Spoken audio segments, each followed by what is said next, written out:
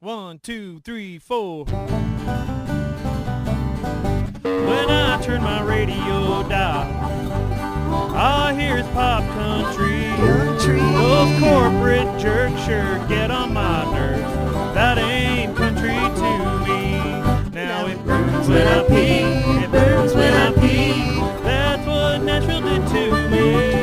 So let's take a piss on the Nashville music biz. 'Cause now it burns when I pee.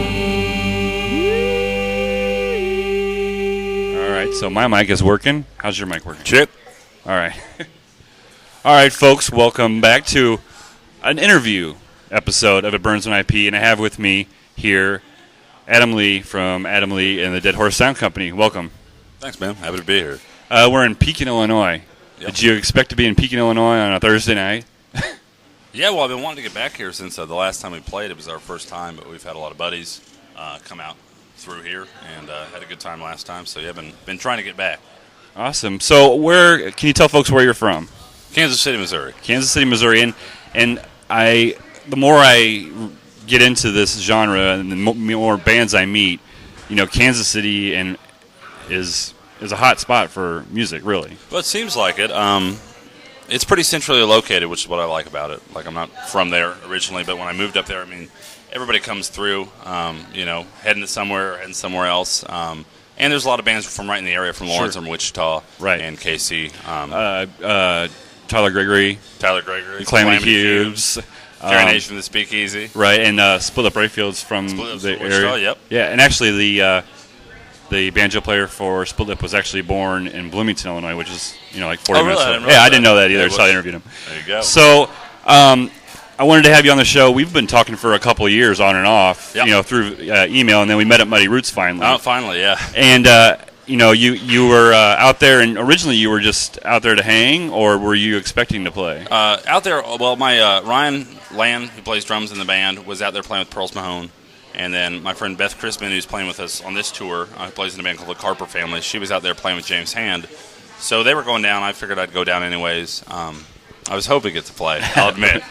But, luckily it worked out. Sunday we got to play. So what did you think of the experience of Muddy Roots? I had a blast. It was my first year, and I've had friends that have gone down every year and had great things to say, and this is the first year finally I could work it out to get down there. Sure. But it was amazing. A lot of friends. I was surprised how many people. Just walking around, you run into people that you know from all over. You know what I mean? It's like a pilgrimage. People come down there. So your first album, Ghostly Fires, and that is probably my favorite song. Right on. And I appreciate you playing it tonight. Of course, I didn't know if I would catch you off guard with that one, but no, not at all. Let's talk a little bit about the first album. When did you record that? That was 2008. So that was pretty much. I had started the band with a buddy of mine, Johnny, who produces all the records. Late in 2007, and we pretty much moved to Kansas City and set up shop and just recorded that record. That was pretty quickly. Okay. So with having a first record, I mean, is there something was there a feel that you wanted, or did you just have songs that you had been written over the years? Yeah, that was pretty like off the cuff, like just a bunch of songs we put together and demoed them out and kind of figured out what we thought were the strongest ones and just recorded them and then pulled in some buddies of ours that we made from around Kansas City to come play on it. So how do you think your style has changed, or as a songwriter? Obviously everybody grows as a songwriter. Sure. Between that album and that's the goal. But between that first album and then your last album, When the Spirit Moves Me. Right. Well, the last album we definitely set out. We had been playing with like a more full band. We did the two-piece thing for a long time.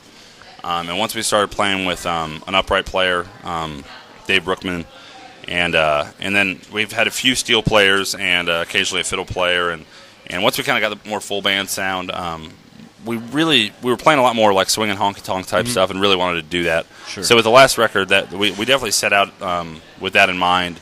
There's definitely a more honky tonk feel on the newer record. Yeah, I think so, and I think that was we kind of, since we were playing with the band live so much, we had the ability to do that. Like we knew we could pull it off, versus if we were just doing the two-piece thing or a solo thing or whatever. So that kind of inspired that last record. Just drinking and dancing tunes, Yeah. like Good time, and it's one of the things. with this touring as much as you do, Mm-hmm. you're not just writing honky tonk songs from what you heard happens. I Right. mean, you're playing the honky tonks, and Well, it's funny. That record too. Like we had same as the last one. We picked out like all the songs, or we demoed a bunch of stuff and picked out the ones we thought were best. And it wasn't until we were mixing it that I realized that it was like 9 or 10 drinking songs and 2 not drinking songs. Right. And I didn't mean it to be that way. It wasn't like I didn't set out with that Sure. in mind. But stuff comes together. That was sort of just like the life we'd been living, I suppose. Right. So how did you get into playing music? It's the only thing I've ever been good at. I mean, kind of. I started playing music when I was, I don't know. I started, I guess, playing drums first at 10, and just singing and plucking around on the piano and stuff, and that's just. So in your teen years, like, who were you listening to? Like, who was kind of influencing you as you were just blossoming? A lot of punk rock stuff, and then I came up in sort of a Nirvana age. I have to admit, Right. I mean, it's a lot of louder, screamier stuff. Oh, great! They're going to play music over. I requested this song. Did you? Yeah, I did.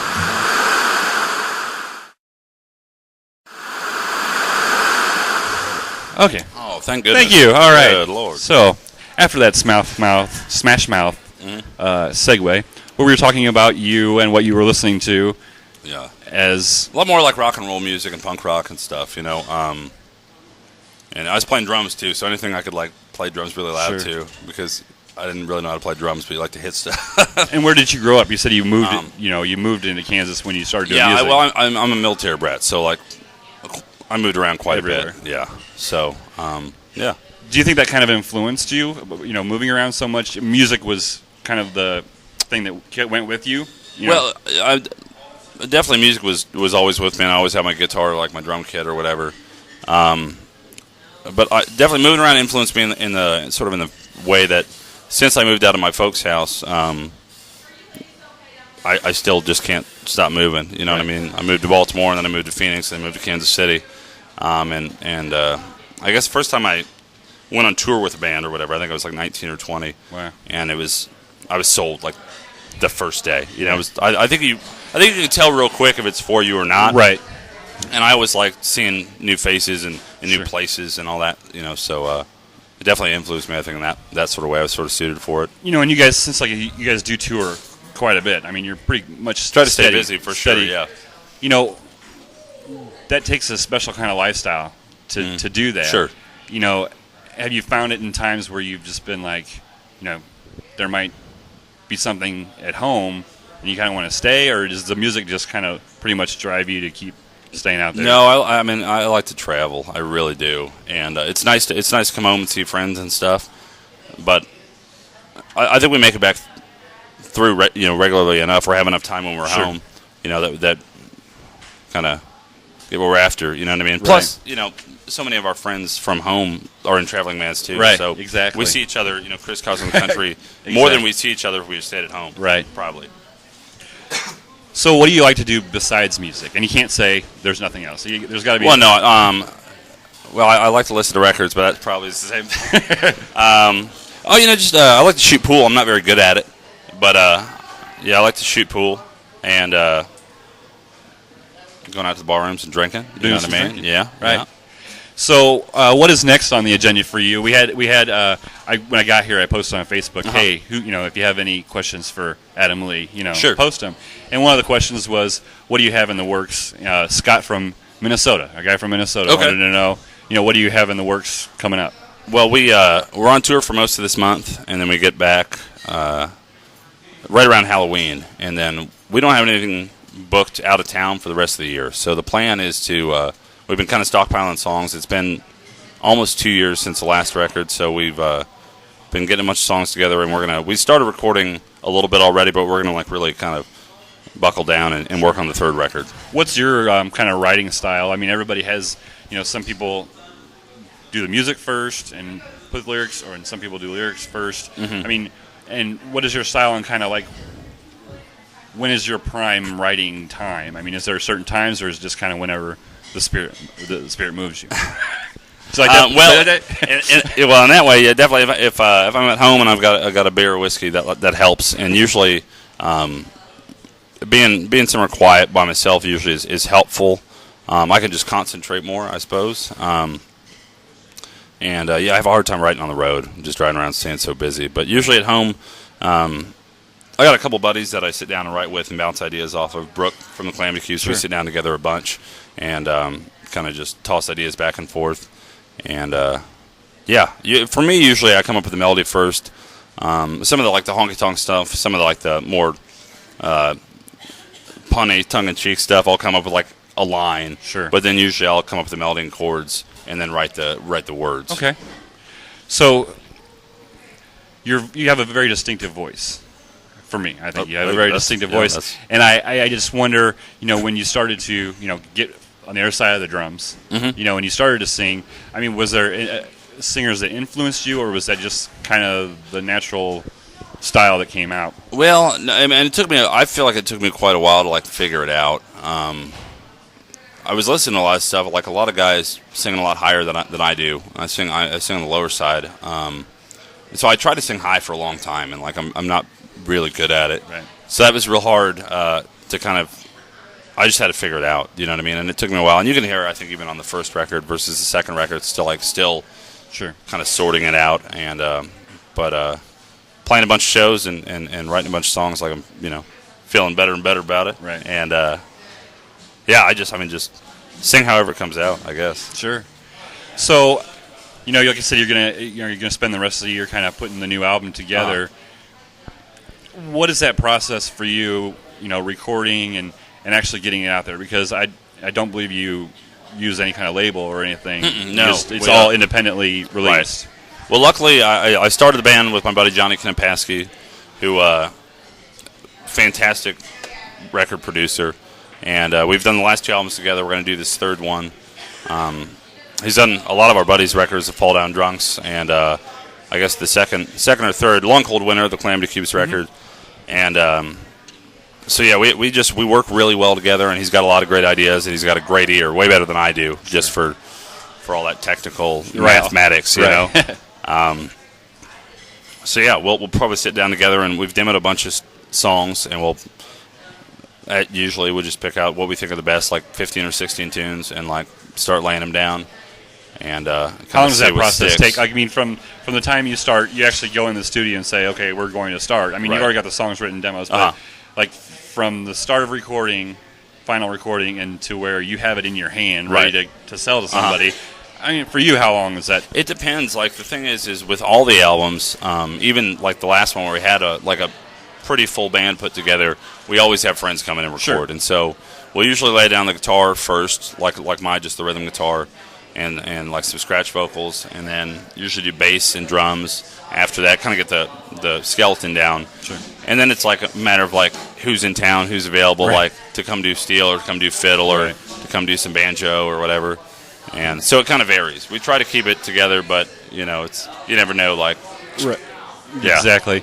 And with the digital age, I guess it is a lot cheaper to make a record than it used to be, but it's still an investment. Oh, definitely, yeah. It definitely can be. I mean, it's wonderful that you can record on your own at your home. You know what I mean? But I know all that gear costs a bunch of money. Like I said, luckily I hooked up with a guy who does that anyway. Right. You're how about a discount? And it's you have a lot of freedom to do it, and it's nice because you can spend some more time and try out some maybe stuff that you couldn't try out, recording records on your own. If you were going to a studio and paying by the hour, or paying by the day, or whatever, it's you kind of got to go in and get in and get out. Right. You know what I mean? For somebody at our level. You know what I mean? Sure. So it's nice to have a little more freedom, a little more room to breathe. Right. And you can walk away from it and come back to it, and not feel the pressure of, I got an hour's left, and let's get this done. So here's the question: is Dead Horse Sound Company? Where did that come from? Well, that's Johnny's studio. That's before we even had started the band. That had been his the name for the studio that he'd been doing for a few years before that. And so when we started, it was just me and him. And so it was Adam Lee and the Dead Horse Sound Company. We figured that made sense, and sure. That's kind of what we went with. So I had a couple other people ask questions, post questions. One of them was butter or margarine. It was late. It's late at night. You know, when you're on Facebook. Yeah, real life butter. Right. And one was how do you get your hair as luxurious as your voice? I thought that was what the last question was about. What, the butter? Yeah. Oh, well, I don't know. Maybe. I mean, you've heard the show. A lot of attention to detail, I suppose. It probably is out of control right now. But you can ask the band. Like I'm usually the last one ready to leave. So. Well, I'll let you get back to because like we're doing this right in the middle of your set, and if you could go up and play a Smash Mouth song, like before, that'd be awesome. Okay, yeah, definitely, deal. No, but it was a pleasure meeting you finally. Yeah, and it's totally awesome. Pleasure to have you on the show. For sure, yeah, man. Definitely looking forward to the new album, and let us know, and you'll be one of the first to know, brother. I'll let you know. All right, it was a pleasure meeting you, man. Hey, thanks a lot. But